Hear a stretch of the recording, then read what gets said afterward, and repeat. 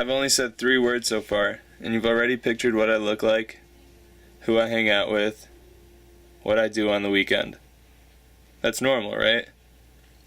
But what if my voice changes? What are you thinking now? What if I didn't speak, and you saw me walking down the street? What if I look like this? Or this? Recently, with the Trayvon Martin case all over the news, racial profiling has finally garnered national attention. A 17-year-old boy was gunned down by someone that considered him suspicious. Some of the news anchors thought Trayvon had it coming, citing his hood as the problem. I think the hoodie is as much responsible for Trayvon Martin's death as George Zimmerman was. Positively or negatively, everyone was talking about the case and whether or not racial profiling was to blame. The U.S. had come a long way. There was no way blatant racial profiling was still around, right?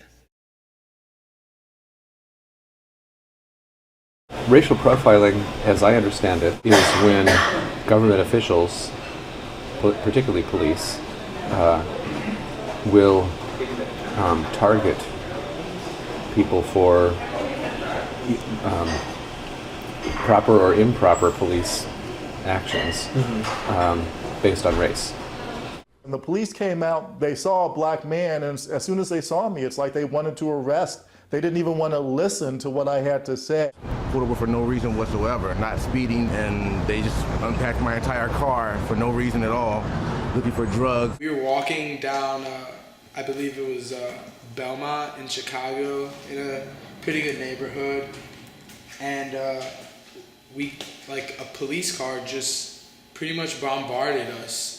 And they got out the car and just assumed that we were criminals and put us on, they put our hands on the car and just checked us, and then they talked to us for a bit, and they realized that we weren't the people that they were looking for, but they told us that we fit the description of the people that they were looking for because they were African American and they were around our height. He placed his hand on his gun. He screamed at me. He's like, you don't belong here.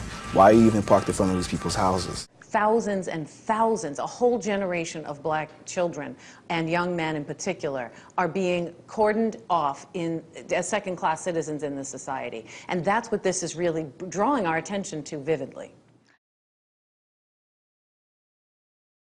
There's a political effort to try to change the meaning of racism. And now a lot of people will, and I think because it's emotionally convenient for them, say that if someone mentions race, they'll call that racist. Part of the battle is a conceptual battle. Yeah. Who gets to define what's racist?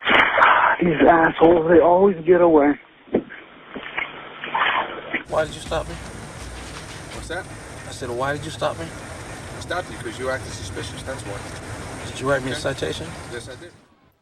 After about 2 days of interviews and searching the internet top to bottom, it was clear to me that from the March on Washington almost 50 years ago, Martin Luther King's dream had still not been realized. Mark told me that the Trayvon Martin case wasn't just a one-time occurrence of a teenage boy getting murdered for no reason, but that this was an example of countless cases of the same injustice. In 2009, 15-year-old Kwan Carrington was walking home with a friend when a neighbor called the police because he thought they looked suspicious.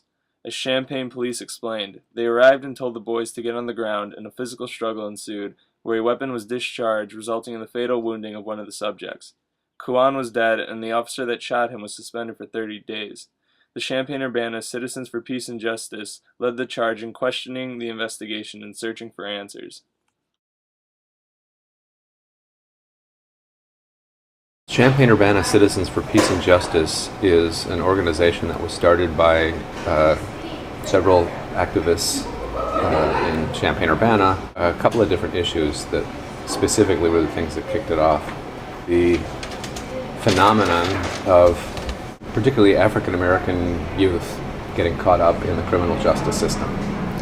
And there were several people who were trying to organize against that phenomenon.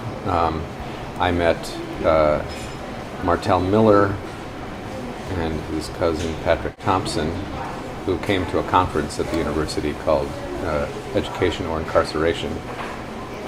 And they said, we're starting a community group. We want to keep young people out of jail. You're the university people. Want to help us out? And so I invited Martell Miller to our alternative school just to talk about the project. They eventually made a video about the difference between police stops on Friday evenings in African American areas of town and in campus town. And one of the things that CUCPJ does is rather simple and seems to be nonetheless effective, which is to show up to court hearings. And then this teenager goes to a court hearing, and who shows up? Maybe a family member or two. And then the rest are all part of the system that are stacked against it.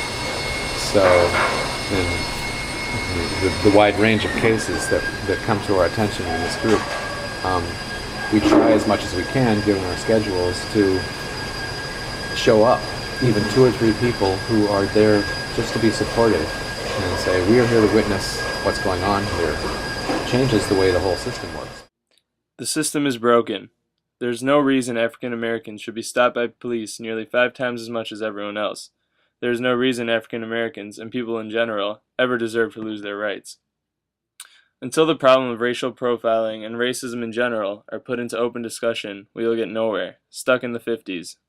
How can we deal with racism if we are so skittish about recognizing the fact that race exists? Of racial profiling and fear about black men has to be confronted if we're going to create a just system, and we're just not very comfortable confronting it. I told my mama this summer I'm staying alive. She said you chillin' on the Ave, you living a lie. With me living in the shack, I live and I learn, but everybody got a